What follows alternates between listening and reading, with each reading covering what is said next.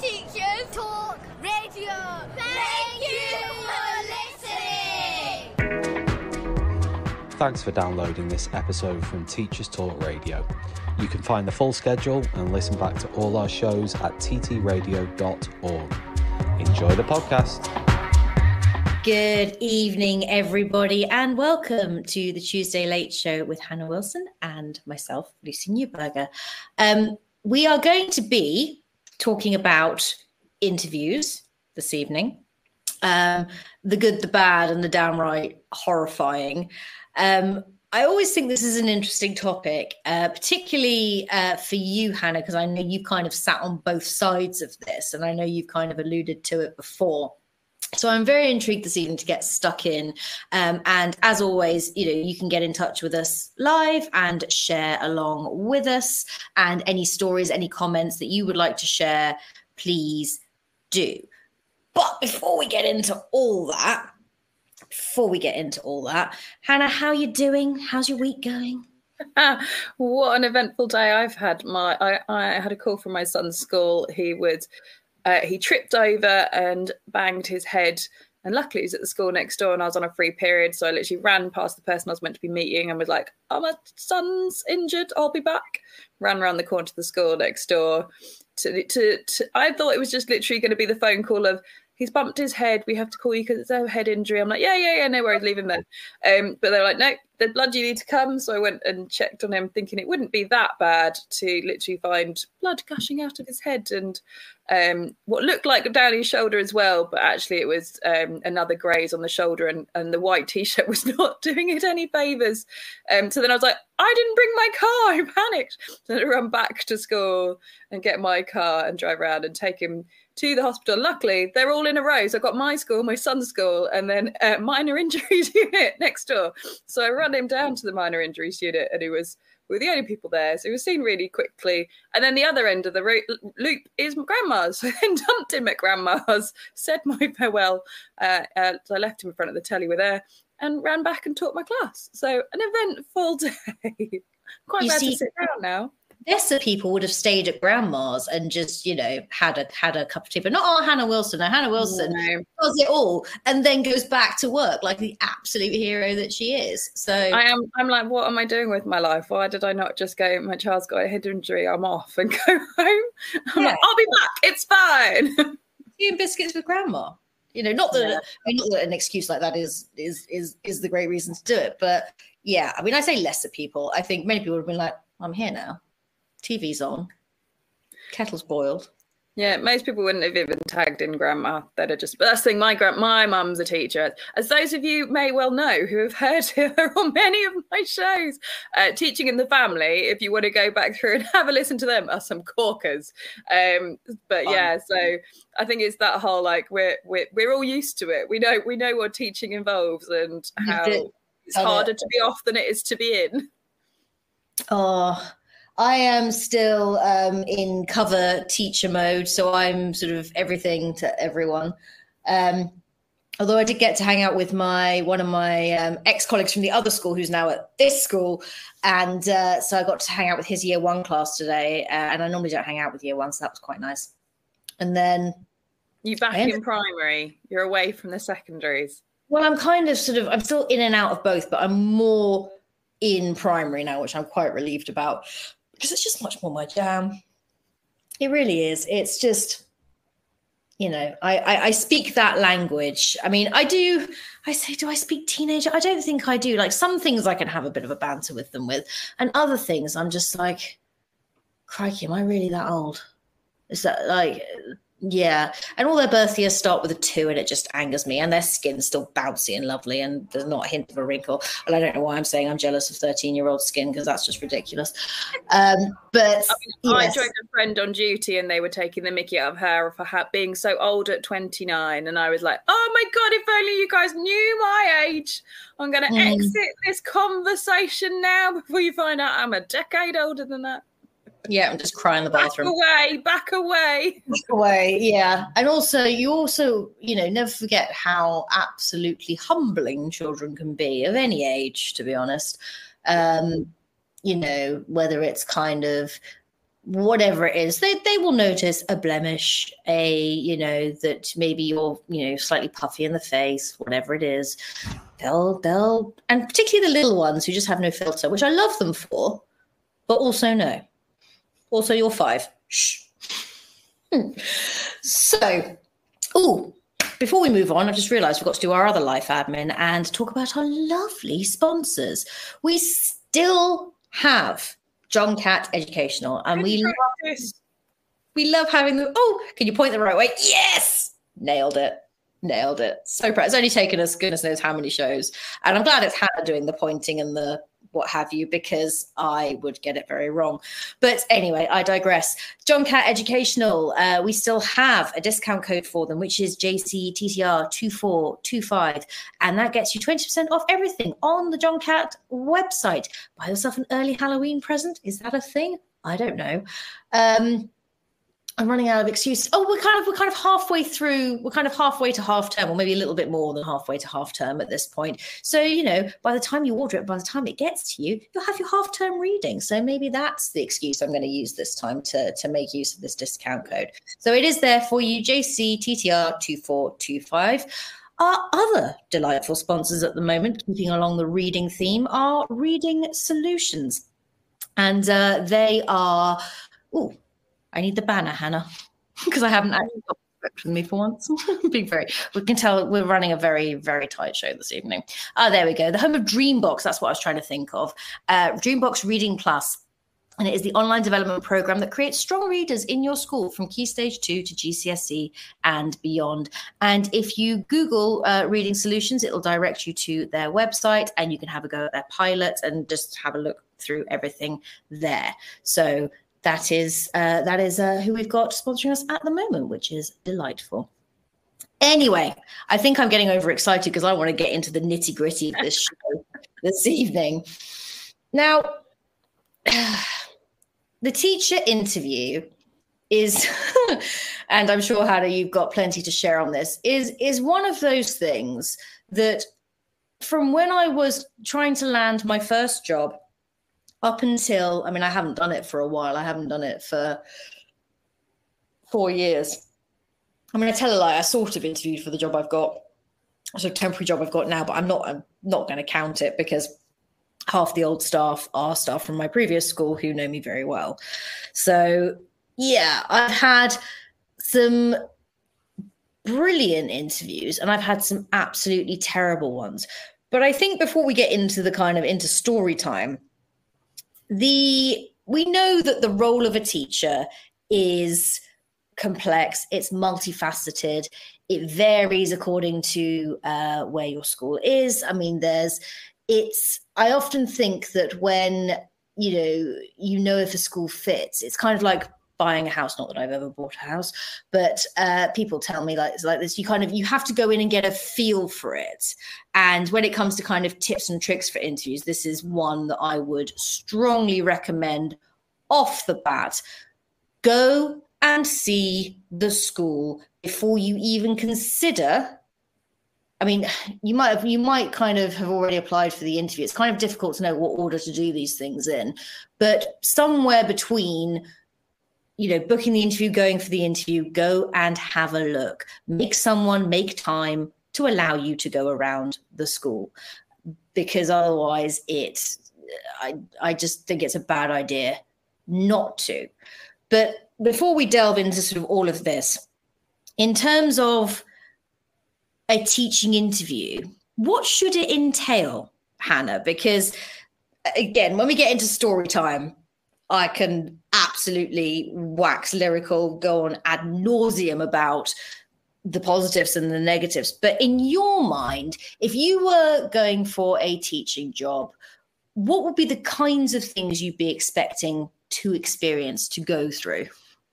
I'm going to go back to your other point about visiting the school. I'm quite naughty in the fact I have such fear in letting people down that I find it really uncomfortable to ask to go have a day out to go look at another school that I'm going to apply for, that I don't even know whether I'm going to get an interview for, and let the school that I'm currently at know that I'm looking at other jobs, and thus maybe change the dynamic of how they look at me in the school. but I don't know, that's my anxiety, that I find that situation really difficult. So I do kind of like to wait to know whether I've got an interview, but sometimes that turnaround between application and interview means that it's not possible.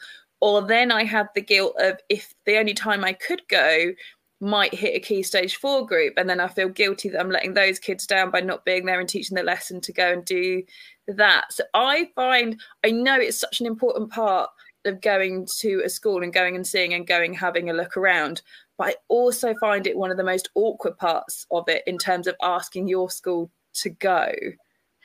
But I think this is, again, and maybe this is something we'll sort of repeatedly come back to, because I think I think this is a running theme for a lot of people, and I'm sure those listening in will be nodding along, because there is that sense, and I don't know any other profession like it, where the guilt attached in, you may or may not, you may have come to the decision, right? Okay, for whatever reason, and let's just say people leave schools all the time. Particularly where I am in the international system, the turnover is ridiculous. People move on, circumstances change, or you're in hell and you want to move. There are many, many reasons. But the guilt associated, as you say, with not only kind of having to inform this, because the school will know you're looking, this is the thing, because they have to be asked for references and all of that stuff. So there's that. There's then kind of going to your management and if you land an interview, asking for that time, which depending on your relationship with them can kind of come with questions and what have you. Then taking the time itself, and then kind of, if it goes great. If it doesn't, then it's almost that kind of going back with your tail between your legs and, do you go again? Do you not go again? Were you just putting the feelers out? Does it then mean on the back of that you're going to get treated differently? And it's, I think that just getting to that interview process alone is quite tricky and does come, I think you're right to address it. There's a lot of pitfalls with that, and maybe something that needs addressing, because people move on, people's lives change, and there shouldn't be any shame attached to, or conditions rather, attached to wanting to move on for whatever reason. And I suppose that says maybe more about the schools that I've been in, that I have the fear of how they're then going to treat me after, if they know that I'm looking at other schools. But I guess, but that's, I find that quite an interesting point, like we'll went around. In terms of like what you said before about what I think an interview should entail, obviously a school tour needs to be happening as the school's kind of in place. I think a lesson should happen. I'm a bit like, I feel like it should be a whole hour, because by the time you've got the kids in, or 50 minutes if you listen to 50 minutes, because you've probably, by the time the kids have got in, had the register done, all set up, you've got your resources, and then you're teaching, you're probably only teaching 45 minutes. I want to see how a teacher is interacting. I mean, my last interview I went for, they split us and we were going to have 20 minutes each. But by the time they got the class in, the other teacher overran, and then they brought her back to where I was before taking me down to the class. I had 10 minutes to teach my lesson. Granted, I'm incredible, so I got the job anyway. But I'm just like, I'm like, do you want me to, they're like, the bell's gone, they're going to have to go. I'm like, do you, like, I mean, it's into break, I know your type. Like, do you not want them to stay and finish my amazing lesson? They're like, no, we did enough. It's fine. Just let them go. I'm like, oh, okay. Like, I don't feel like that 10 minutes was the best representation of myself. But I guess there is, like, you get a feeling, by the spiel that somebody's saying as to whether they know their field or not. But I definitely think like there should be a lesson tour, and I think they should do it high up as well, because SLT generally do teach, and they're teaching more than they used to. I'd love to see them in action and actually see what they're made of, because quite often these things are like taken out when they just creep back up. I think the other things I love. Now I know this is controversial because I know Tom's done one years ago, didn't he, about like what things need to go 101 of interviews. I love a student panel. I absolutely adore it. I love having the opportunity to talk to students. I love the what kind of biscuit question are you going to be?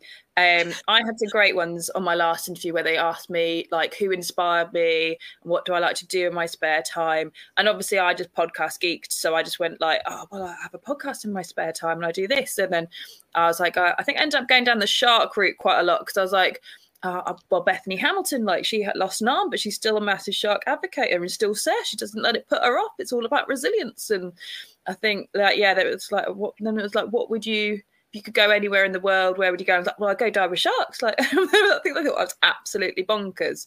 But actually, I think seeing how the kids represent themselves and seeing like they're the cream of the crop that they're giving you in that kind of student voice. So it's like you get to see those gems that you can work with and really what shine the really lovely bits and see how they are, how they talk to you. I think they're quite important bits. It also humanizes you though as well. Yeah. And like generally when I've interviewed, they're the ones that people have told me I've done best. Like when other people have sat in them, they're like, oh yeah, you get the most interesting answers that we've had all day in there. But that's also my thing, is that I get really great results because I have this ability to just connect to kids. I can quickly from a conversation feed off something that they're interested in and flip it and I build relationships really quickly. It's just what makes me good at what I do. But yeah, I think I would miss that if that wasn't in there, because I think that shows that skill. And actually, if people are too stiff and can't answer a kid's question and can't engage with kids and can't have a bit of a laugh with themselves as well, then that says a lot about kind of who they are and how they come across. But I don't know, like as a middle leader, there's quite often like some kind of data task. When I've gone for SLT interviews, I've had data task. And actually, as somebody that's doing a master's and completed my level 7 PG dip in senior leadership, with executive heads doing the same course, but every school's data, the way they read it is so different. I've gone into some of them and been like, I can't read this at all. I can't make heads nor tails of it. But yeah, I know my data for my classes so well. I can know exactly which kids are where. I know exactly where my little margins are that I can, if I just focus on that kid, I can make a massive gain in my progress 8 scores. Like I understand all that. But actually reading another school's data that isn't displayed in the same way can really hinder somebody when actually they've got really good skills in that, if it's not done in a really good way, I don't think.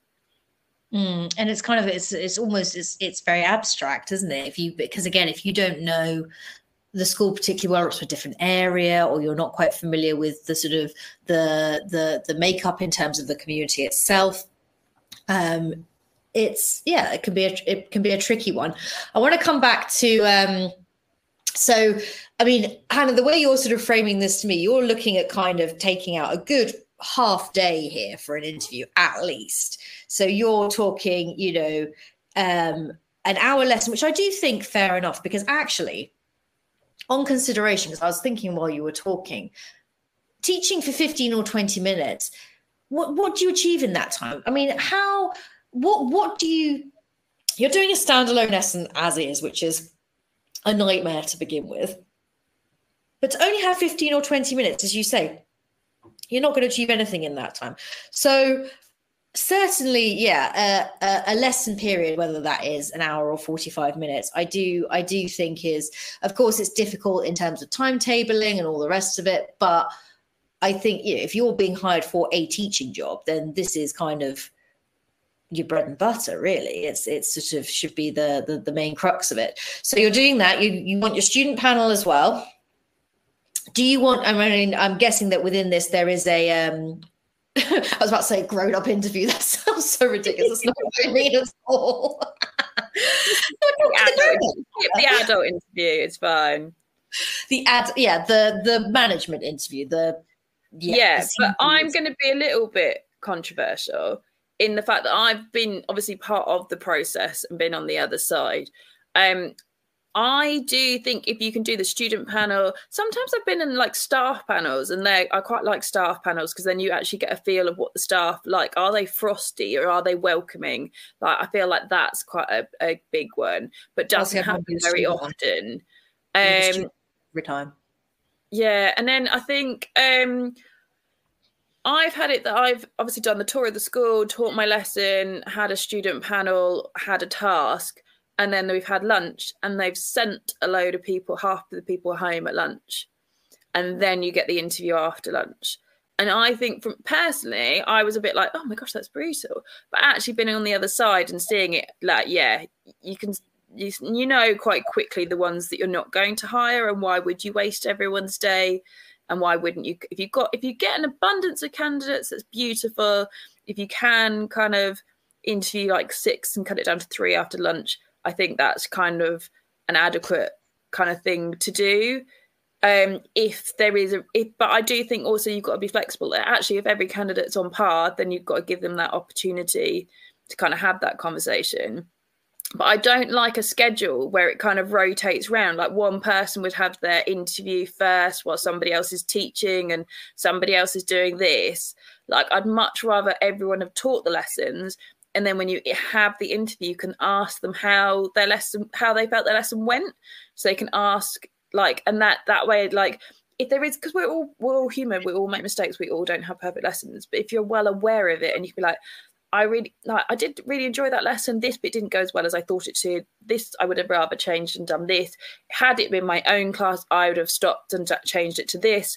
And I think that just shows somebody that can be really reflective and that's really self-aware.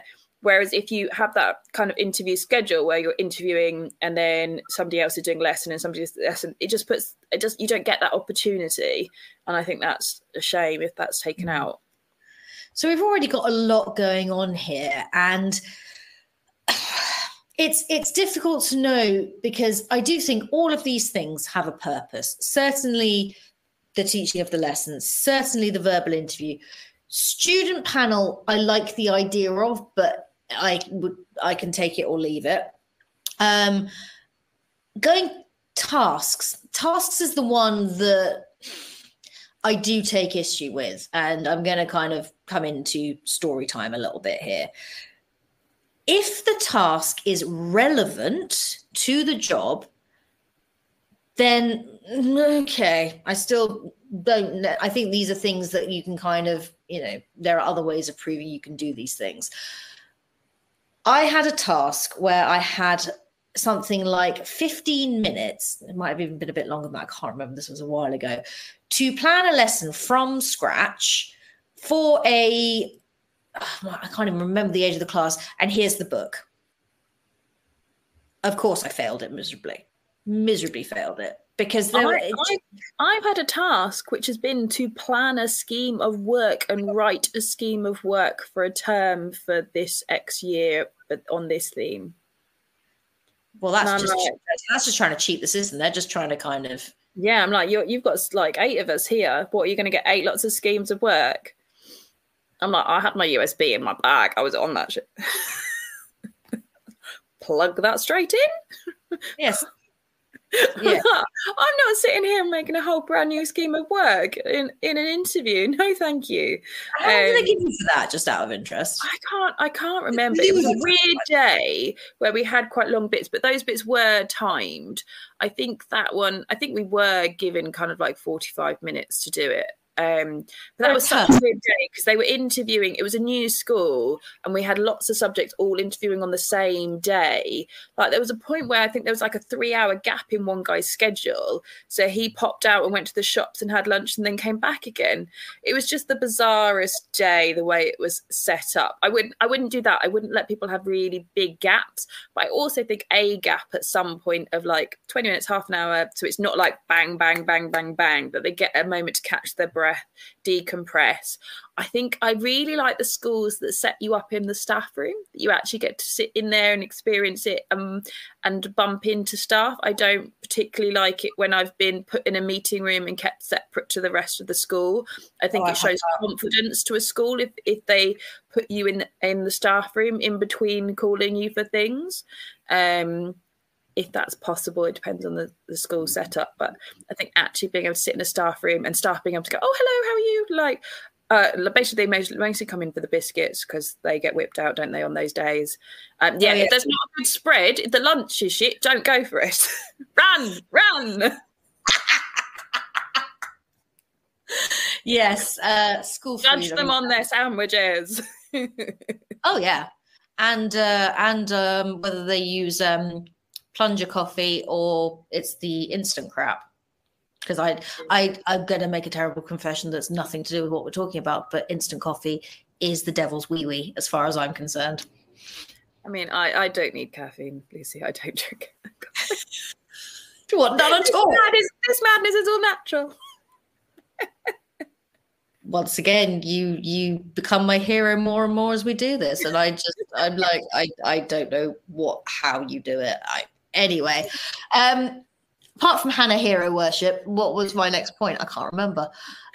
So we're in this interview hellscape, and silly tasks. Yeah, the planning a lesson in 15 minutes with no kind of guidance as to who the class was, what the makeup of the class was, whether there was a teaching assistant or not.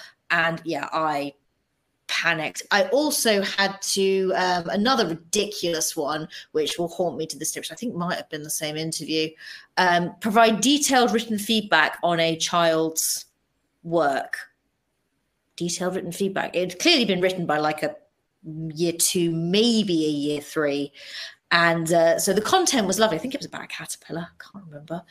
But I was like, this is nonsense. And this was when I was an NQT, ECT, or trying to find my first job. And I remember leaving that interview in tears because I was, again, kicked out partway through.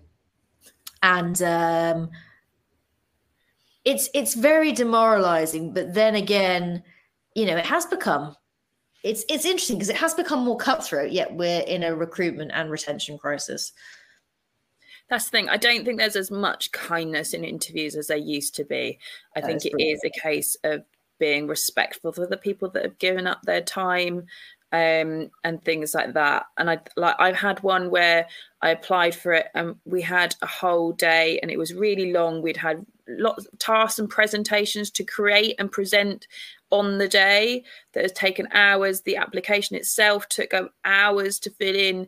And then we got an automated email to tell us that we'd been unsuccessful.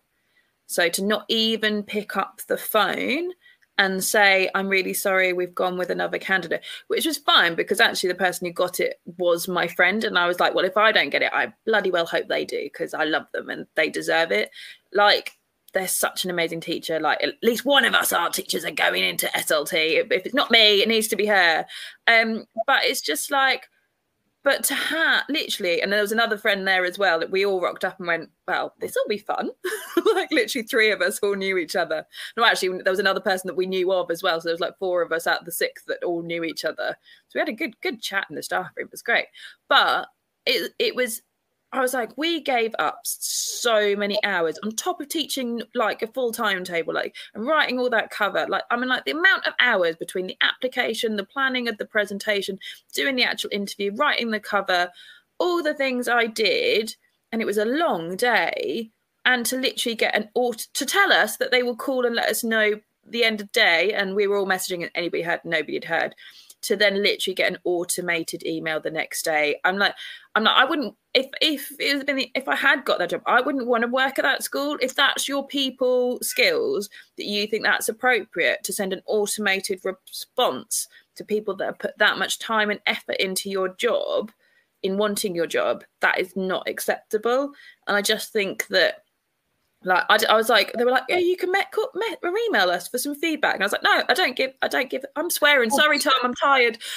Don't give a crap. Like, I don't want your feedback if that's kind of how you're going to treat somebody. I would never do that. No, I'm sorry. I agree with you. And if the feedback is not forthcoming, fudge off. I'm not interested. Like, I especially as you say, if you've given hours, and also because never mind what you actually have to do on the day a lot of the time, which is, I'm sorry, I do think large parts of it have lost the plot completely. But a lot of these jobs, certainly if you're looking on TES or anywhere like that, other job sites do exist, but I'm going to roll with that one for the moment. You have to write the equivalent of your bloody university personal statement for these schools as well. So the preamble, never mind what you actually have to do when you get there, the sort of getting the application off in the first place, as you say, is nonsense. I mean, yeah, I'm like very much have it in a spreadsheet, have it in a PowerPoint that you can copy and paste over. But even that takes hours, just kind of going back through. I'm old, going through my history of every job I've ever had my whole entire life and explaining all my gaps as to why I buggered off to live in nicer, warmer countries for quite a while.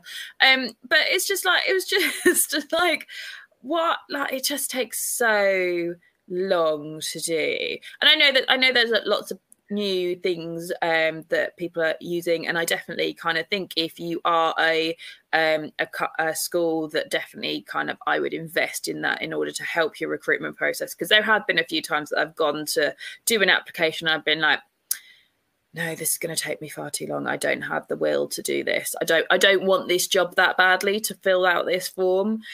So I definitely would consider that as a school, from a school point of view. But from the other point of view, always make sure that you are reading the school site. Make sure you know what their core values are, and make sure you weave them into the personal statement, left, right, and centre, and make sure you kind of are really speaking about them personally. I mean, I do have the dread that I feel like I just change it, and I really worry that I left the last school in that I changed it to. But I've done that before. I'm like, please don't have. But I do think that's a really good tip. Like, don't just put a generic personal statement in. No. That is just the same one that you copy and paste into every application. Make sure you are making it personable to that school, and you're actually thinking about kind of what you're writing. But applying for jobs to be a teacher is a full-time job. I'm sorry, but it is. So to those of you doing it from inside another job, which of course many of you are, the only time you might not be is if you've taken some time off, like Muggins over here, or if you're ECT, NQT, starting your foray into your actual career. You know, it is a lot, and it does take, and you know, on the one hand, I do appreciate that it is a rigorous process, that, you know, that you do have to, that it is competitive. But I just wonder, and I don't think standards should slip, but in the current climate, I mean, you're not getting the applications in the first place. I mean, you look at any of these job sites this time of year, certainly going into Christmas and the New Year, and it is chock-a-block. It is chock-a-block with, I mean, you name it, nursery through to, you know, FE through to whatever it is, because, you know, it's as we know, we've had a PR problem for a while, for a long time. But on that note, have we already said do your research? I think we have. Because obviously know the Ofsted report, but like I genuinely think it's worth kind of, I like a good stalk, so I will stalk their Twitter. Let's call it snoop. I snoop their Twitter, I snoop their school website, I snoop the Facebook. There's a good, near where I am, there's Babes with Babies, and then where I live, which is the big city, and basically every mother in every radius of this county is in it. And quite often a lot of people go, what do people think of this school? I'm thinking of moving my kid to this school. What do people think? So I search back through all of the old ones and find the school's names and find out what all the parents are saying. And then I'll even say it in interviews. I'm like, well, from what I've heard publicly, I feel like you've got an issue with this, this, and this. So these would be the areas that I would address.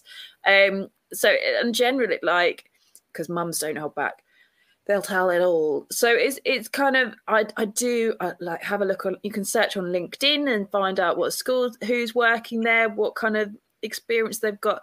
Like, do your SLT research, find out how long they've been teaching, what their speciality is, where they've been at. I just like, I do like knowing my knowledge of kind of where I'm going and what I'm doing.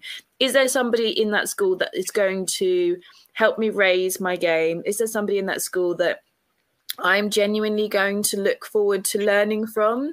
I think is quite important. But I've also had it that I was like, oh my gosh, this teacher sounds amazing, and then I've started at school and that head has left in the time that I got interviewed and they left. So it's one of those, isn't it? You've also got to imagine, like, if you can't, it's like the kids when they pick their GCSE options, like, don't pick the subject on the teacher because you like the teacher, because the teacher might not be here. You never know. Don't pick the school on the head because you never know.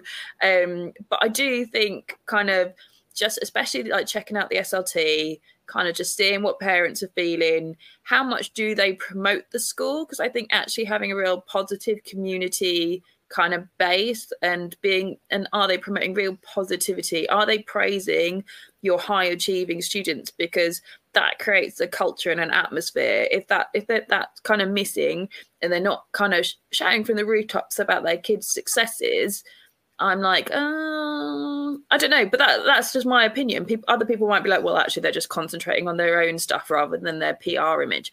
So it swings and roundabouts with that one, really.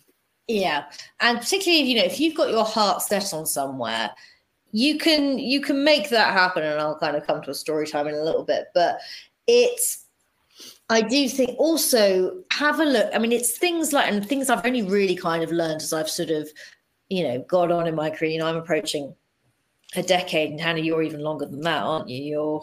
How long have you been doing this? I'm unlucky for some, 13. So a really long time. And there are certain things like if a school has multiple vacancies, you got to ask, things like that, things that you don't really want to judge them on, but you kind of have to. Again, Ofsted are not our favorite people, but as you say, that report can be, in some ways, can be quite telling. Read between the lines on it. Yeah, for sure. And what was the other thing I was going to say? Also, looking at staff turnover as well, just in general, because that speaks volumes, and asking those questions as well in interviews, as uncomfortable as it is. And again, it's only in recent times that I would have the confidence to ask anything like that. Whereas before, I think I'd just kind of think, oh gosh, I'm so bloody lucky to get an interview. Let's just not screw this up. Let's not kind of worry about any of the glaring red flags there might be. But I would beseech you, whether you are, and those of you who are kind of long in the game like we are, this, but certainly those of you kind of early on in your career, if your gut is telling you something's off, it probably is. And that's the thing. I think that, like you said, now I'm in the game a bit longer. I'm not afraid to ask the difficult questions, and I will ask them. And I quite enjoy it. I like flipping the tables and seeing, because I'm like, I want to be in the right school. I want to give my passion and my all to everything, and I know I'm an asset. But I also want to know, like, where I'm going into, that they know the right things as well. Excuse me. Hang on. Let me just get my Teacher Talk Radio mug and have a sip. Well, cheers. What are you drinking this evening? I'm on the water, Lucy. I'm hydrating. I'm on the before Tom Rogers in the background has an absolute drinking on the job. It's peppermint tea, Rog. It's just whiskey. That's how we get rid of these colds. But yeah, no, I always now ask. I ask obviously what their wellbeing provisions are for the staff, because if it's like, oh, well, we leave some fruit in the staff room, or whether they actually do anything, I want to know how they're looking after their staff. Like a school that I recently, the last school, basically the school I'm at, and when I interviewed, they were like, no, we're very family orientated. If you need to do something for your kid, like my son's disabled and has a lot of hospital appointments, so they're like, no, we're family first. Like, if you need to do this, you need to do that, and are really supportive. So that's really was something that really ticked a lot of boxes and was a big decision for me. So kind of asking how they kind of deal with parents, but that's a difficult conversation to have, but it's not a bad one. I had an interview. Sorry, I'm going for it. interview for head of year, and I asked, what are the weaknesses in the current head of year team? Because I was like, because I wanted to know how I could add value to the team. And I was like, because they kept going on about how all the amazing things that they were doing. I was like, what do you think what are the things you need to improve on? What are the weaknesses within that team? And every school should have this. And you could ask it for a school point of view as well. So they should have their action plan. So the areas that they are concentrating on, every school should have that. And that's the advantage of having done my improvement plan. Yeah, all that. Is that I now know every single document that every SLT and every school should have, and how they should be written, and how well they should be written, and how like ready and available they should be. So I'm like, I want to know, like, as SLT, they should be able to reel off what their like things they're doing really well are, and what their action points are. Every school should have what their whole school focuses are for that year. And they couldn't answer. They just kept, oh, well, this bit's really good and this bit's really good. I was like, I know they're really good. I'm just asking you what you think still needs work on, because no one's perfect, and I want to know whether they know what their weaknesses are. If they are like, there's nothing wrong, then something's wrong, because they should know. Or it's done behind, it's done, you know, kind of. But exactly. Also, you should be open to your flaws, kind of making sure you should know what you're working on.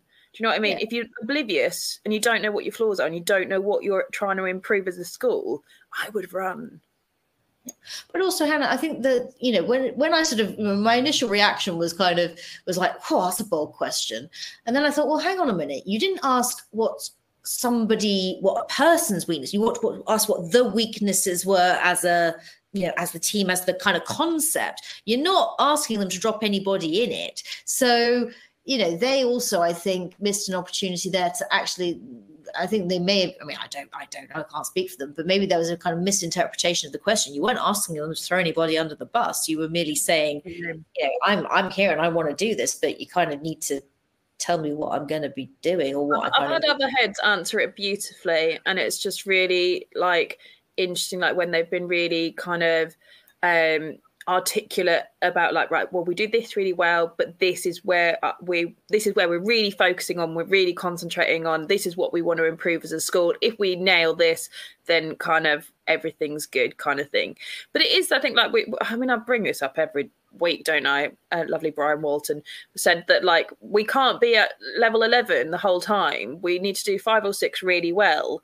And actually, it is about kind of juggling and managing that and being able to do it. If everything's all singing and all dancing, I'm like, whoa, who's going to burn out at this school and disappear? Like how many people have you got off long-term sick doing this much, this well, constantly? We don't have enough hours in the day. Like, how long do your staff here for? Like, yeah, if you really want to know a school, I haven't done this, but I've now decided that this is genius, because actually my school, everybody leaves on the dot and I'm like the last person to leave, and I find it absolutely bizarre that I get locked in and I don't feel like I'm even staying late. But yeah, sit outside the school and see what time all the teachers leave. If everyone leaves like 10, 15 minutes after the kids, that's the school you want to be in, isn't it? Like, I'm like, you don't want to be in the school where the car park is full like an hour after school is finished. Just do a little drive-by, just double check. Like, genius, isn't it? This is filling in, this is adding nothing to her whole stalking, sleuthing, snooping. Stalk your school, stalk it. Like full-on detective. Like, she's doing a stakeout. Are we bringing snacks, Hannah? I mean, I joke that I feel like I was missed an opportunity in my life, that I should have been a spy, because my child has taught me that I apparently do not need sleep. I don't need coffee to stay awake. I'm really good under interrogation, and I'm very good with a rifle. I won one of those giant teddies at the fair, and they told me that only one person wins like once a year, and I did it twice in a row after a couple of beers. So like, CIA, if you're listening, or what is it, FBI, or any of those, if you need MI5. Me, I'm available. Just saying. You know, he's just like, I don't know what I bring to this team, to this double act. Every time I sit with you, Anne, I'm like, and what is it? I'm not even the personality hire at this point. Like, I'm just sitting here going, yeah, I can't, not that we're competing or anything silly like that. I can't even match that. Like, what where do I go from here? I don't know, but I'm just along for the ride and I love it. So where did we get to? Sitting outside school, seeing when people leave. Yeah. It's interesting. And also things like protected time, PPA time, and asking things about that, because schools how do you designate your PPA time? Yeah. Is that protected? Are staff used for cover? Because I found that really weird going from a school that I was never used for cover, and we would occasionally get an email going, we're really short, we can't get anybody, can anybody do this, is anybody free? And we'd all be like, yeah, I'll go do it. But my current school, like, what are we? We're like 4 weeks in, are we now? Something like that. 4 or 5, something like 4 or 5 weeks in. I've already been used cover 4 times. Did you get that time back? Well, granted, I didn't make it to my cover today because I put on cover and I'm like, sorry, can't make my cover. Kids cut his head open. I've got to go to A&E. I'll be back though. Don't worry. But yeah, I just love that you went back today. And 10s and 11s. You know, I know where my heart lies. With my lovely, adorable child that was wrapped up at grandma's house. It's fine. Yes, just to be clear, everybody, she's a great mum. Yeah. So where did we get to? Stalking schools. What else? Oh, protective PPA time. Yes. And the other thing, I mean, we're turning this into a project, aren't we? Look at the bloody marking policy. That's the other thing. Look at the marking policy. I was going to say particularly in primary, but actually across the board, because I've been in schools where I've had a pencil case full of different colour pens and still not actually really been clear on what I've had to use any of them for. And I've also been in a no marking school, which I don't think really works either. Maybe this is another show opportunity, Hannah, just whilst we're pondering out loud. But no marking was a weird one, because you would look at 5 books a day and then kind of decide kind of how to progress the class based on those 5 books, which yeah, it's another conversation for another time. Yeah, I've seen that, and then but we had like a chart to fill in, and then we'd put the chart up on the board and base that. But I would generally check more than 5. I feel like 5 is a bit limited. I think like if you're doing something like with maths and you're seeing them like 5 times a week, and you're just doing a quick like, oh, what did everyone get that before the next lesson? That's kind of fine. But like for me, when I only see them once a week, like I wasn't gauging quite enough of the class as to how much I need to then do.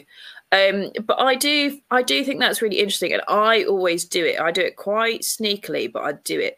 So I always check the kids' books. So when I'm in a school, if I'm on a tour and I go and they take me into classrooms, I will go and ask the kids questions, and I'll be like, can I just have a look at your book? And I will flick through the kids' books. If I don't have that opportunity on the tour, then I will do it in my lesson when they're on a task. And I'll be like, can I just flick through your other stuff? Have you done this kind of thing before? And I'll have a little flick. And I just think it's really important. You can gauge, because they're not going to give you bottom set really difficult. Well, they might if they're mean. Sometimes I do it. But like, you can kind of suss out a good kid in the class quite quickly. And I'm not mean. I don't go look at the rubbish kids. I sometimes do. I look at a bit of variety, but like you can suss out a good kid and you know what they're capable of, and you can see whether the book is to the quality of the kid. Like, are they, from what you can get out with them, are they kind of producing that? And I feel it's quite interesting kind of look you can get, because that's the thing. I like how like schools do their performance management, I think, is also a good thing. Ask how do you kind of structure your performance management? What is your kind of CPD policy? What kind of things are you focusing on, encouraging your staff to do? Kind of, if you can ask those kind of questions beforehand and then go and look in the kids' books, like, are they doing like challenge? And you can see challenge kind of coming through in the books. Are you working on literacy and presentation? Are there stickers on their books and everything is kind of done that way? Like, I find to see whether what they're saying is in action quite an interesting thing. But like, I'm coming from my SLT hat. Like, how kind of is that all together kind of working? Especially, I think that comes from me a little bit with my national role. I was obviously trained by a lady who was amazing, Chisi Hunsby, who was an Ofsted inspector for 15 years. She was nominated for Global Teacher of the World Award. So watching her go into a school, talk to the SLT and then navigate herself around the school, talk to the kids, talk to the head of departments, talk to the teachers, and see whether they all went in sync. I kind of almost do a little bit of that in an interview because I want to know how succinct everything is. And I think if you can see that in a school, that like what SLT are saying is the same as what the teachers are kind of saying, it's the same as what the kids are saying, and you can see it in their books, then it's a well-oiled machine. And you're like, yes, this is something I want to be part of. This school clearly gets it. There's clear communication throughout, and everything they're trying to put into place is clearly kind of working. They obviously know how to do good implementation, because I think a lot of schools will be like, oh, this is the fad, this is what we're going to do, and it's not necessarily implemented very well, or it's implemented in quite dull CPD on a twilight, and it's not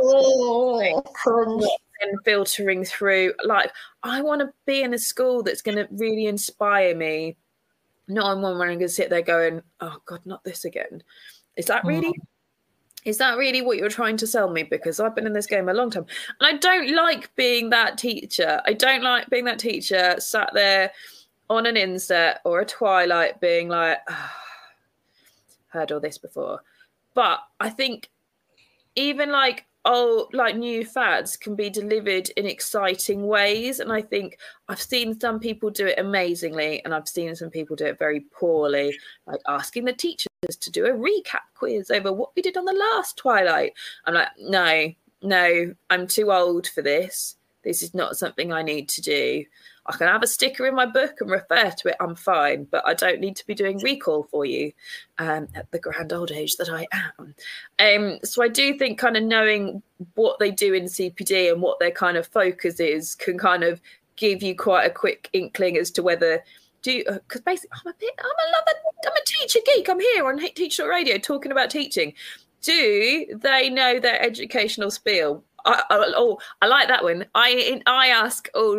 This is one I add into every interview I do. I ask the candidate, what was the last educational book you read, and how did you enjoy it?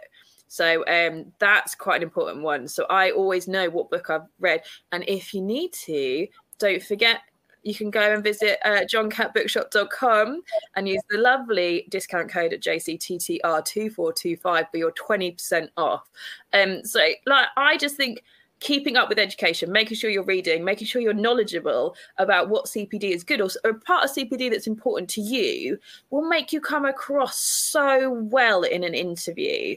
And I just think if you got asked that question, you're like, I haven't read an educational book. Like, I don't know. Like, if all you're getting is what your school is delivering you on a twilight, and you're not doing anything of your own kind of own professional development in the areas that you like, then you're doing yourself a disservice as a teacher as well. So do go down to John Cat Bookshop and go check out their range of books. There's such a range out there for everybody now, and it's just so interesting and such a wide kind of variety of things to do out there. And if we're talking about John Cat, we shouldn't leave out our lovely Reading Solutions as well, who the home of Dreambox Reading Plus, the online development program that creates stronger readers in your school from Key Stage 2 to GCSE beyond. And you can use their free pilot month scheme. So give them a search and sign up, because who doesn't love a free scheme? And I think that links in quite well as well, that I would ask them kind of what I always ask them what like registration system they use, because there's some that I just hate, and I'm just like is that a deal breaker? I'm just like, well, it's just like, no, it's one of those, like, I'm like, when did you transition to Teams? Because let's face it, everyone's had to move from Google to Teams, and it's hell. Like, what is your computer systems like? I wish I'd asked that question, because as much as I love my school, their internet is horrific, and I've never experienced anything so slow in my life. And all right, I used to be at a school that ran on household internet, so there you go. So I'm like, I just wish. It's like, oh, this is the one thing I hate. The one thing I hate is that, like, how slow it is to try and teach on this internet. But yeah, I guess it is looking at where the money goes and seeing, like, have they got nice flash new interactive screens, or are they still on the old projectors that don't Is it one class set of iPads for the entire school? Yeah. Blah, blah. I don't know. I don't know whether that should be a factor. You can have lovely, quaint little classes, can't you? But I don't know. There's a lot of factors, because that's the thing. I'm flipping this conversation because I know, like, it should be about like interviewing, as in like what you can do to impress them. But actually, I think it's just as important that you interview the school as much as they're interviewing you. This is a 50-50 process. It's not a kind of, you have to sell yourself, and it takes chutzpah to do, like, to some of the things we're saying. I mean, and I know we've sort of said the same thing, in that as an ECT NQT, did I have the foresight or the experience to ask these questions, or even the kind of the proverbial balls, to lady balls, to ask these questions? No, I didn't. But do I now? Hell yeah, I do. Like, there are things that have happened to me across my career, and I know you and I have talked about this at length as well, where we've gone, oh, that shouldn't have happened. Oh, make a mental note of that to make sure that as and when or if I'm ever interviewing again, to be damn clear that I will not put up with certain things. So yeah, I do agree with you that it is because at the end of the day, this is going to be somewhere you are spending a hell of a lot of time. Like, it's not the kind of 9 to 3 job, as, I mean, again, we're preaching to the converted, but it's you've got to kind of walk in there and know that when you're kind of going to work every day, or when you turn up there, that you can do it, that you can be there for a period of time, and that it does fit with you, and having a word with yourself as well about, I mean, I always sort of, I know people groan when they kind of, oh, what's your teaching philosophy? What do you think makes a good teacher? But as much as those are kind of, and they are the kinds of questions you are going to get asked, and you're kind of like, oh God, that's a bit unoriginal. It is, but have this conversation with yourself. Write these things down, have a ponder, do some reading, because I guarantee you, my philosophy is very different to Hannah's. We might align on some things, but we also teach very different things. So, what kind of my approach to something would be vastly different to Hannah's, and vice versa. So I do think a degree, and certainly this takes time to develop as well, because as an NQT, ECT, you might not necessarily be clear on what your philosophy is or what it is you value, but do think about it, because if you're not sure, if you're a bit kind of, that it'll come through when you're asked those questions. And I think a good one as well is to do the journey at the time that you would be going to and from school, to know whether that fits in with your lifestyle. Is it a good journey? Are you happy to get up at that time? Are you actually, that's a bit further than I think it is in my head, and actually that would mean that I'm in the car for an extra hour a day or an extra half an hour a day? Is that going to do well for my work-life balance, or is actually this school going to be better, but I'm going to be driving for longer? Like, little things like that, I think, are quite kind of important. And like you said about kind of the difficult conversations and things, like we had our women in education kind of show that we did a couple of weeks ago. Excuse me tonight. And I did say on there, like, I have been in an interview where I didn't ask for a pay rise in the interview. I had been an instructor for 3 years and then got qualified. And then I naively didn't realise that you could negotiate. So I just went onto the pay scale and actually got paid less than I did as an instructor. And then when I moved schools, I was so excited that I got the job. I was just absolutely livid and myself, that I was so overwhelmed and so happy to have got the job. I was like, yes, this is the best day ever. And then I went to them like, oh, but previously I was on this, but I've got this number of years experience. Can I go onto this pay scale instead? And they went, no. And I was like, I've even looked at, like, I'd have to move my child's nursery and the childcare is like £10 more a day. Is there any way you would consider it? And they were like, no. And then to be in an interview a couple of years later in the same school is one of the interviewers, and somebody in the same position that was a man had that conversation and went, can I go up 2 pay scales? And they went, yeah, no problem. But he had the balls to do it in the interview when he knew that he was kind of the best candidate and the last candidate. And he got the yes. So like, but again, that was naivety on my part, because bless my mother, she's getting lots of shouts out today, but she'd been in education a long time. But in her day, you just went up the pay scale, and that was what was done. So that's what I'd been told by her, and I didn't really ask around, and that's what I thought happened. I didn't realise I could go up too. And same as when I left, the guy who negotiated, because I got the job a couple of days before half term. We had an NQT, a trainee at our school, and they were like, "Will you stay?" And he went, "I'll stay, but you have to put me up 2 pay scales." So he had the balls to ask for it, and they gave it to him. And I was like, "You're a trainee, and you're literally going to go up to this amount? Like, that's not really fair." But also, he's played the game, so fair play. Like, you've. I mean, yeah. that takes some gall, I have to say. You know, as a trainee, to say, right, I want to go up. He'd been offered another job somewhere else, so they were like, "You don't go to that job, stay here." So he knew he had options. So he's like, he knew how to needed somebody. But yeah, so it's a game when you get to that point. But like, I'm not that type of person, and like I said, I thought once I took the department from minus 1.15 to plus over 1. I thought we might then get the performance-related double pay rise. But no, they still refused. But yeah. Who we got with JBL? Yeah. Weeks to prepare. I'm not sure what that was related to. Also, we've got one from Jessie Moore, who's saying lesson learned. I'm not sure again what that's referring to. So Jessie, come back to us as well, because we got chatting and then sort of ignored our comments. Very naughty. Right. As we're kind of closing in on the last half hour of this, I kind of want to change the conversation slightly, and I want to get into story time, because I like story time. I want to know, Hannah, let's start with questions, because interview questions, and I have a real thing about this. Like, there's nothing worse in my mind than being asked, "Tell us about yourself." Ugh, why? Ugh. Questions like that just make me cringe. As much as the teaching philosophy one makes me cringe, we've already talked about why that's important. What makes an outstanding teacher? Because again, that varies as well. I hate that question. But what's the worst question you've ever been asked in an interview? I mean, I quite regularly get asked, like, what's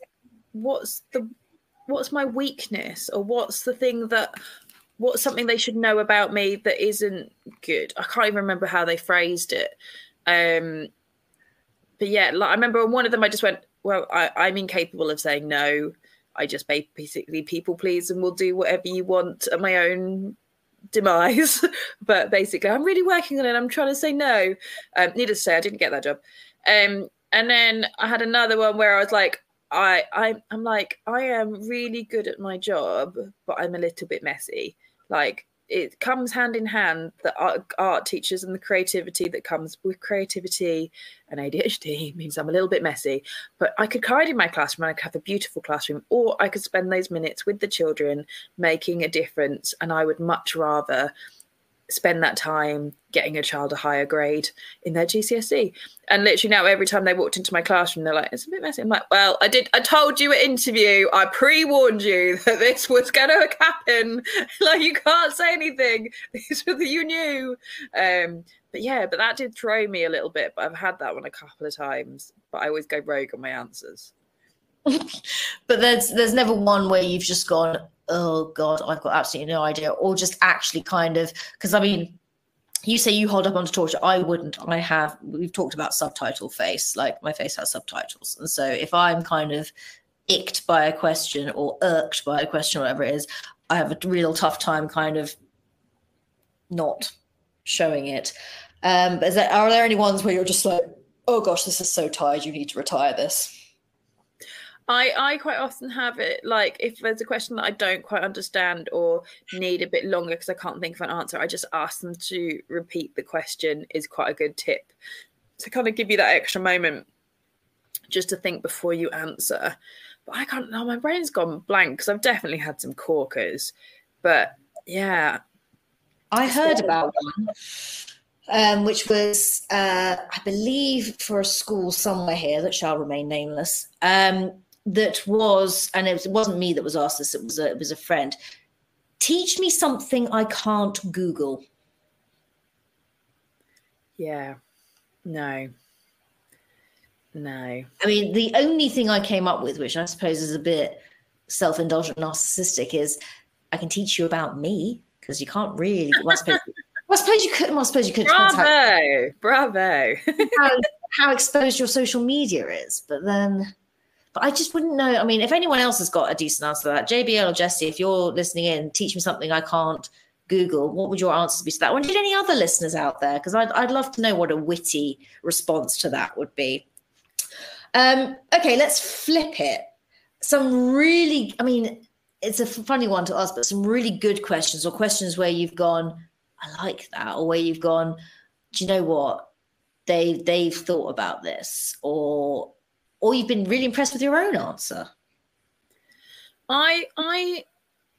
Oh gosh, I like literally my mind's gone blank on interview questions, but I do like I said, I do like something about kind of CPD, like what was the last kind of CPD that you did that was really good. I do think kind of knowing where your weaknesses are and like what area of your teaching would you most like to kind of improve are kind of good questions. But I think they should be questioned. I don't think that they should be generic questions that you ask kind of every subject. I do think you should have them a little bit kind of bespoke to your kind of job. And so I think very much kind of, for me, it would be like, what other teachers are you inspired by in the art world? Where do you get support? Because I found it really weird that like somebody got a job over me but didn't know what NSEAD was, which is the union for the art teachers, which is where like all the courses and everything come from. And I'm like, how can you say you're like a knowledgeable art teacher but don't know like quite a basic place to go and get all of your knowledge from? Is quite interesting. And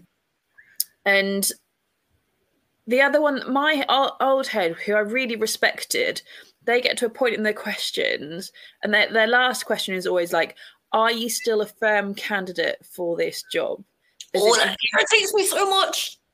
See, I quite like it because I'm like, that's my point where I can go, nope. Or like, I like the fact that they kind of want to know that you're still interested. It's a trap. Would you take this job if you were offered it? Well, yeah. I mean, the thing is, you know, it's a difficult one because on the one hand, you're like, well, I wouldn't be bloody sitting here if I didn't have an intention of taking the job. But then if you've kind of gone through the process and you're thinking, I would genuinely rather gouge my eyes out with a rusty spoon than take this job, then you're also trapped because what do you do? What do you do? Thanks, JB. I was like the answer to my Google question. That's really unhelpful. The other one, which I find is a little bit of a trap, but quite interesting if you can nail it, is when, like, in the interview at the end, when you've done everything on the day, it's like, what do you think of the school having now been in it? What's your opinion of it? And what's your views of it to see whether it matches kind of what the school are trying to project? Is quite an interesting one, but I find that one quite difficult to answer. Because you've got to, you can't sound like a kiss ass, can you? You've got to do it. No. You've got to be nice enough that you don't offend anybody, but sort of not so kind of, oh, well, I just think, you know, if I had my own children, I'd send them here. It's, you got to be a little That is a good question to ask yourself as you are going through the interview process and stuff. Would you send your kid there? Because actually the answer is no. Do you really want to teach there? No. And that actually was a good selling point of the last school I accepted. As we went round, the head pointed out, we bumped into staff members and literally pointed out, this member of staff, student, their child goes to this school. And so that was quite interesting that was a bit of a selling point, that then the staff was like, I really enjoy it. I didn't want to send my child anywhere else and they're thriving kind of. And I was like, I it's not till now we've talked about that. And I'm like, oh, that was a good selling ploy. I enjoyed that. I fell for that. That doesn't, I mean, interestingly, it doesn't really work at international school because a lot of I don't know if this is true everywhere, but for those international teachers listening, your kids tend to attend the school you teach at for free. So it's not really a ringing endorsement either way. It's not. I mean, it's free education of whatever caliber is being delivered at that particular establishment. But yeah, but I do think at a state school or in the public system, it is far more of an endorsement because there are choices there. In terms of the best question I was ever asked, and interestingly, this interview it's actually how I ended up in Portugal, so I'll try and kind of condense it down as best as I can. But the original head teacher of this school, I'd stalked him for months, and I actually think he only eventually gave me a job to shut me up and leave, and so I leave him alone. But so this was just as the world was shutting down for lockdown, and so I was. He was meant to come to London and do interviews that way, and he meant to take a portfolio of work with you and blah blah blah. Anyway, he didn't manage to fly to London because Europe was shutting. I think at this point the UK was the only country that everything was still pretending to be normal, of course. And it ended up being a Skype interview. This was before we knew about Zoom and everything else. And I thought, surely, he's not going to give me a job based on a Skype interview when we haven't even been in the same room, let alone does he know anything about me, my ability to teach. Nothing. I don't know how this is going to go.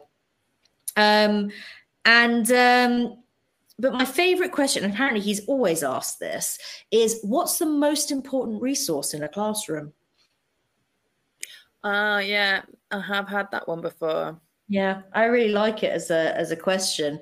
I said the teacher, and I then said something about children, but I said the teacher because, and I can't quite remember the exact thing I gave, but it's like, you can have the tech and all the kind of resources and all the bits, bots and the others, but if you've got a teacher and a group of children, you can teach. Me. I'm the best resource. But it's interesting that you said about the portfolio, because from an art teacher's point of view, we get asked to take portfolios all the time, and I hate it. I'm just like, why? Like, those that can't teach, do you remember? Like, I can draw, like, every now and then, and I can draw very well. I've got beautiful drawings on my walls just to show the kids that I can actually do it under the visualizer. I'm like, look at that. And then I'll literally milk that picture for about a year, and then I'll do it again next year. But it's like, why am I taking a portfolio? Because I know how to do art. Like, I'd much rather take a portfolio. I put like pictures of kids' works and competitions that they've won and exhibitions that I've run, and the retweets. Like, I've had the Tate Modern share my scheme of work because they thought it was a really great way of learning about art history. Like, things like that I've put in there. But like, I'm like, what? I don't get what you gain from a portfolio unless you're not asking the right questions. I do prefer, like, this is quite an interesting one. I don't know whether it's an art one, but quite often I get asked to bring students books, which is a bit dodgy taking books outside of school. But I have a collection of books that they're old books that kids didn't take with them. But I take one from each year group, and they can flick through and see what the quality of work of the kids of the lessons that I teach. And again, it's like one of those, like, I go in and look at their books, but like, are they looking at mine and going, yeah, that's what ours should look like? So I do think, like, actually taking some kids' books and showing them what your lessons look like and showing off in that respect. And I have had it where I've made portfolios because they said it and they haven't even asked to look at them. And I'm like, and when they go, have you got any questions? Like, I don't have any questions, but I want to show you this. And I'll get out my lovely book and I'll show them everything that I've got in there. Like, this is what I've done. I've created these starter books because I've done this. This is how I quiz. This is how I recap. This is how I assess. This is how I do this. These are all the competitions my kids have won. And then it's like, so don't be afraid to show off and just be like, if they don't ask you the questions that don't show how good you are, make sure you kind of show it off yourself. Use that kind of every other question at the end. Oh, Paul's given us an interesting one. So it's a two-parter, this. A fellow long-term supply teacher refused to tell me what they were asked in their interview for a permanent job. There were 2 jobs and 2 internal applicants, us. That's, yeah. So I think... There's more. Oh, it ended up being about the Sermon on the Mount.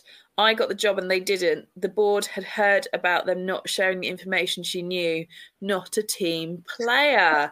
Oh, I'm so glad that's the outcome of that. Because I just think that it's like how people react is really interesting, which is why I find it, I like chucking them in the staff room and kind of seeing how they interact and knowing how they interact with each other. Like I try and be really positive and friendly with the other people in the room with me. When it was at that school that I had the weird interview where we were there like all day, one of the other chaps had flown over from Holland or something for the day. There was another woman up there that was relocating from a county below and had been a head of department, was very experienced. There was another girl that had got a couple of years on me. I had literally done my instructing for 3 years and got my qualification and was still early doors. And literally the guy turned around to me and went, "Today's good experience for you, isn't it?" That's and so rude. I was like, oh my God, I'm never going to get this look at everyone's experience. Like he clearly knows, he's clearly had a really great day. And then it was me that got the job over him. We love to hear it. So it was, I quite enjoyed getting that one. But again, it was a weird one because there was me and one other girl left at the end. And because it had been such a long day, they were like, just go when you finish your interview. But then when it was me, there was one person after me and they went, "Oh, just hang around if you want at the end." So I kind of, my friend worked in a different part of the school. So I went and saw her. And when the other girl said, "Oh, how do you interview go?" I was like, "Oh, yeah, it went well. This would like just hang around if we want to find out how the day went." And she went, "Oh, that means you've got it. Oh, there's no point in me even going in and interviewing." And I was like, "Oh, I'm like, this is my first my second interview. I didn't know that. I didn't mean to do that. But also, you don't know. They could just be polite and don't read it the wrong way and don't go into. I may have thrown her off, and I did not mean to because she was actually the nicer one of the people that I had that day. And same as when I got into teaching a very weird way. In the fact I was doing my master's, obviously my mum's a teacher, sister's a teacher. I was like, don't want to do that. And then when I did my master's with a load of teachers, I went, oh, maybe I will. And I started applying, and one of them was a maternity job. But because I got my master's, I could go in as an instructor. And we got invited in for this day. And we didn't realise there was 2 jobs, but they kind of advertised it as one. But they were interviewing like 6 of us. And I was like, there's a lot. Is this normal? There's a lot of us. And I'd never taught a lesson in my life. Obviously, my mother has prepped me. Bear in mind, she was primary and I was going in for a secondary high school job. But we planned the lesson together. We wrote our lesson plan together. She taught me how to write a lesson plan. I went in and taught that lesson. I was like, this is where I'm meant to be. Why didn't I listen to my mother and sister and do this sooner? I loved that. But also, I was up against like supply teachers, retired teachers. I was up against I was the only unqualified person there. And I was like, what am I doing here? I've got absolutely zero chance. But apparently I interviewed, there was 2 jobs. So 2 teachers were going on maternity. One was full-time and one was part-time. And they liked me so much. They wanted me for the full-time role. But that was the head of art. But the head of DT went, she's not taught a day in her life. So give her the part-time one and we'll give her the full-time to somebody that's actually taught before. And actually, I just fell in love with it to the point where the kids protested before I left so that they didn't want me to leave.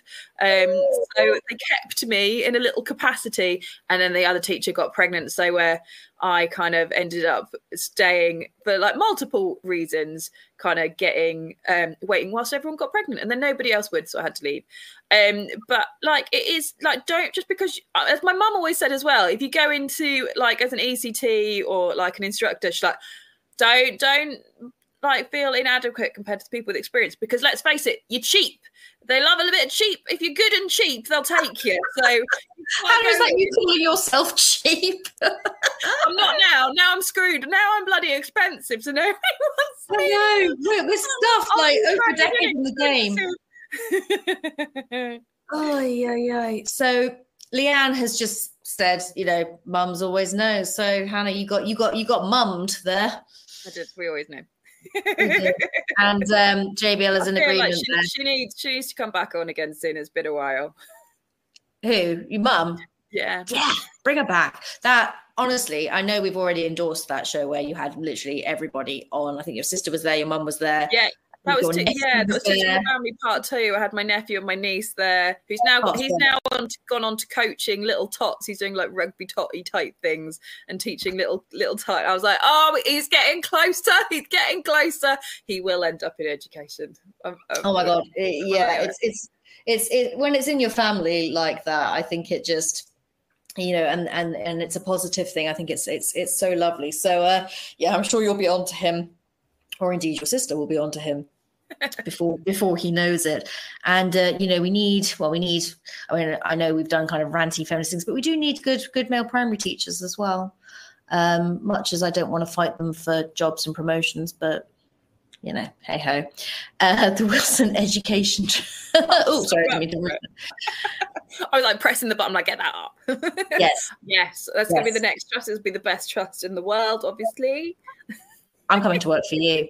I think we know what we need to do next here, Hannah. I think this is really just, let's just make it happen. Let's just, your own education trust, get those of us involved who want to be, who want to do kind of creative, fun things. I'm here for it. I'm in. Pick me. I do think, talking about trust though, trust is quite a big one with jobs. So finding out about the trust that you're going to join, because sometimes the school is beyond the school's kind of scope, and actually asking how involved is the trust? How involved are they? Is there a good network? Have they got good kind of subject leads within the trust?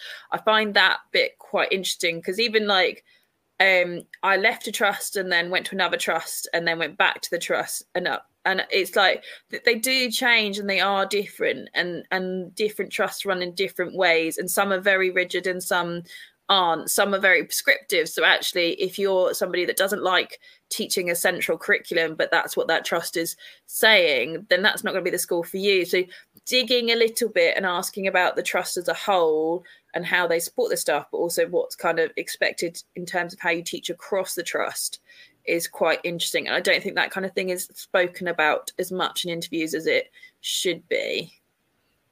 No, I think you're probably right, and it goes back to that whole thing of go into full on stalker mode. If you want to do a stakeout with Hannah, apparently she has good snacks. So yeah. I mean, we're going back a bit, but Paul popped up a nice question when I was ranting. But what are the top reasons for saying no to a job offer? Have you ever said no to a job offer? Have I ever said no? I mean, a recent one doesn't really count. It was kind of a maternity cover, and it was in EYFS. I don't have early years experience, and so I withdrew my application. I didn't actually say no to the job, so that doesn't really count. I haven't sort of officially, but again, early on in my career, like even up to 2-3 years ago, I think I'd have really struggled to. Now, absolutely no problem. And I think I'm a bit like that now. It's one of those, I get overwhelmed and very flattered, and then but sometimes I think it's okay to say, I'm going to sleep on it and let you know tomorrow, because I think actually sitting down and weighing it out, and I've done that more recently where I've literally sat down, kind of really gone through it, thought about how will this change my life and how is this going to impact me on a day-to-day basis, kind of talk to all of my family, talk to all of my friends, and really made sure it's the right decision for me, and get advice. I think sometimes when we're in that situation and we're offered it and then it's like, okay, I'm just going to say yes, but actually I haven't really decompressed from the day and reflected and thought about the whole excitement of the day, and actually kind of sat down and gone, right, how did that day go? Because actually I think subconsciously sometimes we pick up on things and it's not till like a little while later that you're like, oh, actually kind of that wasn't quite right and that wasn't quite right. We're kind of fueled by the adrenaline of the day, and I think sometimes just taking that little moment, just be like, I just need to sit and figure it out and mathematically work it out, and things like that can be quite interesting. And also, if they promise you stuff, make sure you get that written down. I've made that mistake a lot of times because I'm really gullible, but I just believe people are good. You believe in people, Hannah, and you're trusting. I think it's unfair on yourself, because I think, by the very nature of being teachers, we want to help. We want to make people happy. We want to kind of create safe space. And so, there is a little bit of when you're kind of not quite promised the moon on a stick necessarily, but when you're told that certain things are going to happen and then they don't, it's crap. Yeah, if they promise you they're going to put you on X, Y, or Z training program or do this or X or Y, like I would get that put in writing or have it in an email. I've made the mistake too many times of them being in a phone call conversation and then having no evidence and then it'll be just constantly, oh yeah, no, soon. Oh, soon. And it's like, this is kind of what you promised me. And that's the thing. And if that doesn't happen, as a school, you're then letting that person down and it's changing their opinion of the school as well. And actually you want happy staff that feel supported, that feel like they can grow. So I do think like asking about like what the development programs are that they have to offer, especially like across the trust, like are there kind of networking opportunities to grow and do courses? Like I know MPQs and things like that are kind of going out. Obviously I've done the senior leadership course that I thoroughly enjoy, but like we both said this before, that we quite often find our courses off our own back. Like if a school is saying we offer this to our staff and this to our staff, then like I'd be like all over that as a school, because I just think the school that encourages your staff to go and learn and thrive is the school you want to be at. And also as a school, like also there is the awkward thing, isn't it, with teaching, we have to give our notice half a term in. And I think as teachers, if you can, obviously some interviews come quite late in the day, so you can't hand your notice until quite late. But I do think you have to be respectful and make sure that the school are given adequate time to 100%. replace you. Because I think if you don't, it's not about the school, it's not about the people, it's about the kids, and everything should be about the kids. And I do feel like I always try and ask a question about that, because I was installed that at a very early age, that in teaching, everything is about the kids. Like if the school is all about looking good at Ofsted reports, it's not the right school. Everything should come down to how we support and how we help and how we encourage our kids to be better people. It's not about results. It's about having a really good support system and really educating and challenging and stretching and building great kids. And that should be kind of what you look for and what a school should be doing. And I think kind of being respectful of your own school, being respectful of the kids, that you don't want them to be screwed over and having cover for X, Y, Z because you went, oh no, I'm going to hand it on the last day. And I have known teachers to do that, and I just don't really necessarily respect that. I get the urge to, I see it, but I do think we kind of need to be a little bit respectful with that. And I also think as a head, if somebody does hand in their notice, you kind of have to, especially if it's promotion, you have to be pleased for them. Like I've had a head kind of say to me, like, I'm gutted you're going, but I'm so excited for you. And actually that was literally, that's all you need. Made me so happy, and actually really respect them. And I think that's kind of how it should be in leadership. It shouldn't be like, oh my God, you're leaving. It should be like, I'm really happy for you that you're going to do something that you love, or how lucky they are to have you. It shouldn't be this kind of bitter experience kind of thing. Oh no. And just emphasizing your point, we've all fantasized about the grand kind of FU, the kind of that Bridget Jones moment where she tells Daniel Cleaver she'd rather have a job wiping Saddam Hussein's backside than working one more moment next to him. And believe me, in your head, it sounds great. And but when you do kind of move on, burning your bridges, however much you feel, and we've all been there, however much you feel you have been wronged, and chances are you have been, it all kinds of stuff goes down in these places, in the working world in general. But yeah, I agree with you, Hannah. Do not burn your bridges. The school community, particularly in trust and all that, it's a lot smaller than you think. These head teachers. Oh, I've got a corker on that. I've completely forgotten about that. I hired somebody for a job in my department, and they didn't sign their contract, and we kept chasing them. And they were like, no, they told us a real sob story about how they were cutting the department and they were going to make one of the staff members redundant. There was only going to be one position, and both teachers had to apply for it. And this girl had applied for our job at the same time, and she's like, I just feel really stressed that I'm going to lose my job. I love teaching and all this stuff. And she was a good teacher, but there was another really experienced teacher. But we were a little bit like, I was a bit younger than him at the time, and I was like, I don't know quite how well I'm going to be able to manage him because he is far more experienced than me, and I don't know whether he'll necessarily listen to my vision with his own vision. So we went for this younger teacher because she was very good in her own merit, and she accepted the job. She kept telling us that she was just waiting for X, Y, and Z and would sign the contracts, and kept fobbing us off. Went for another interview, took the post, to then ring our head and say she got a head of department job at another school.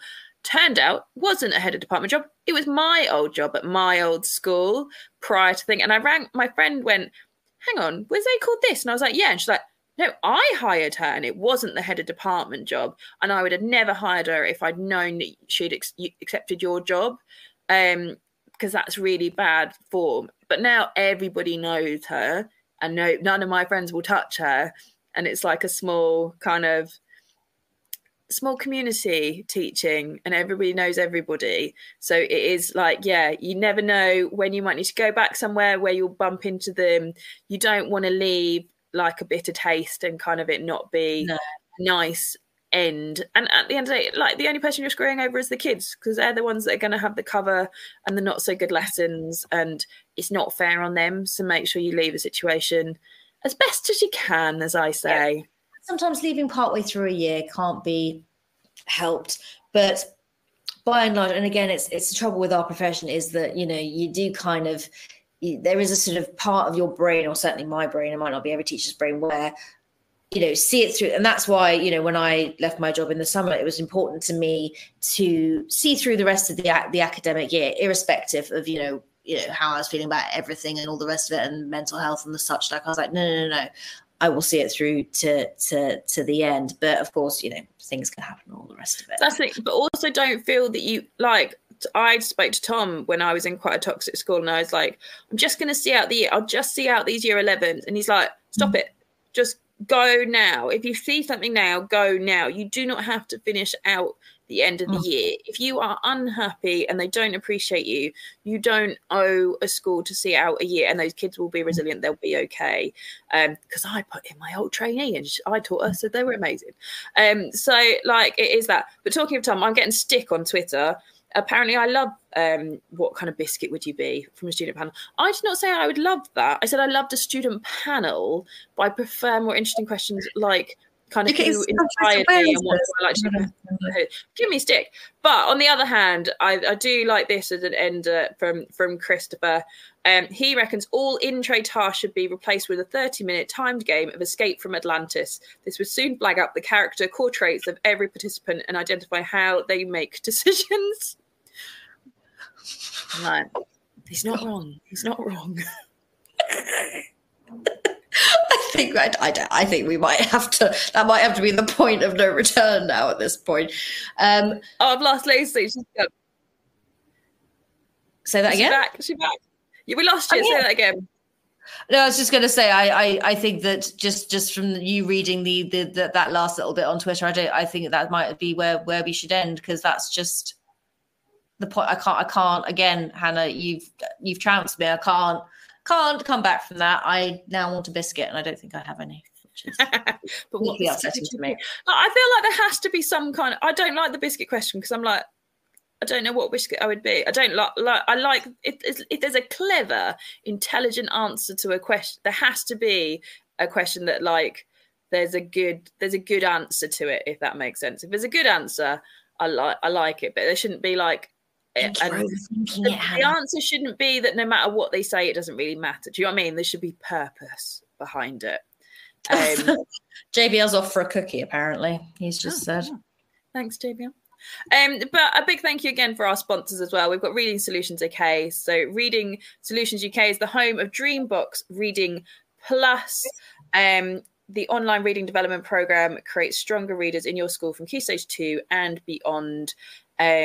GCSE Reading Plus evidence-based adaptive technology. Reading Plus accurately assesses your students' skills gaps and places them on a personalised learning pathway built to accelerate their strengths and improve on their areas for development. You can try their program with a 4-week pilot today. Just search Reading Solutions UK to find their website and request your free pilot.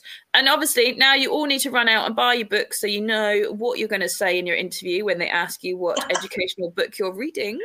And you can do that over at our lovely sponsors at John Catt. So this show is brought to you in partnership with John Catt Educational, publisher of professional development books and resources that support great teaching and learning in schools around the world. Level up your professional development today and visit johncattbookshop.com to explore the full range of titles. Use the code JCTTR2425 for 20% off your order. So I feel like, what more could you want?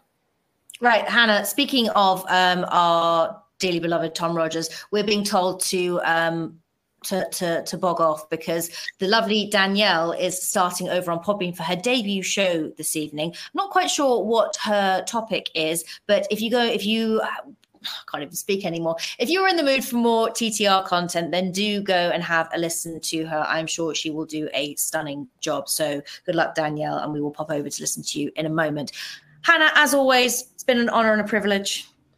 Always. But I feel like we're getting kicked off next week. Is Tom taking our slot next week, I believe? I don't know. So if you come logging in this time next week looking for us lovely too, you might be in for a little bit of a shock. I think Reading Solutions are coming on. Yes. So I was going to say, it'll still be a good show with lovely Reading Solutions. So if us chatting about them tonight has made you want to know more about them, so do kind of pencil that one in and come and have a listen. So if not, we'll be back at some point. And so if you'd like to be on our show and come and be a guest, then do drop us a message, because we love having you lot on. It's great fun. So enjoy your biscuits, and we will speak to you all soon. Bye. You've been listening to Teachers Talk Radio. Tune in live and listen back at ttradio.org. We look forward to hearing from you next time on Teachers Talk Radio.